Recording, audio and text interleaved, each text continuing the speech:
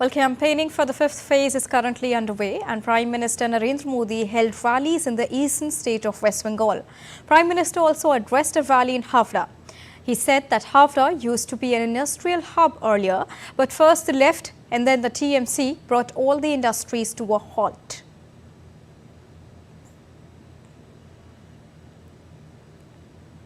Prime Minister Narendra Modi also held a rally in Arambagh. He slammed the opposition and said that government is making consistent efforts to develop port infrastructure here, but TMC tries to hinder the process time and again. Addressing a rally in Hooghly, Prime Minister said that the 2024 election is a fight between ideologies. The trust, support and blessings of the country are with the BJP.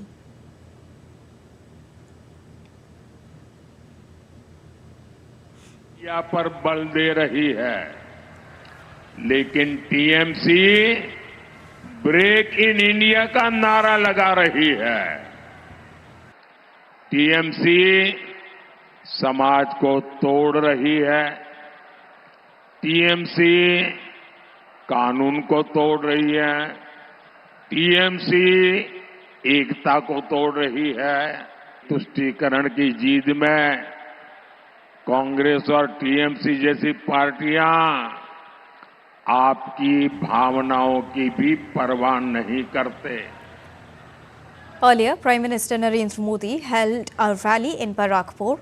Addressing the rally, he said that today it has become difficult for a common man to follow his faith in Bengal.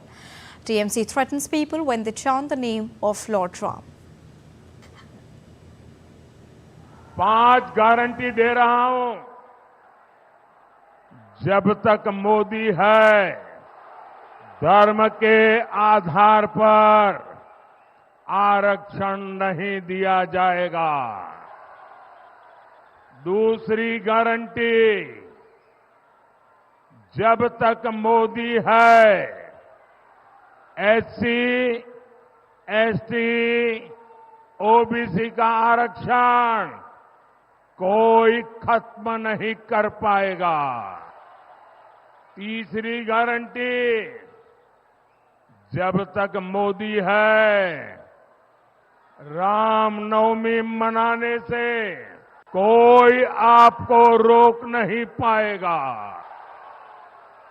चौथी guarantee, जब तक मोदी है, राम मंदिर पर supreme court का जो फैसला है, उस फैसले को कोई पलट नहीं पाएगा। और 5वीं गारंटी, जब तक मोदी है, सीएए कानून को भी कोई रद्द नहीं कर पाएगा।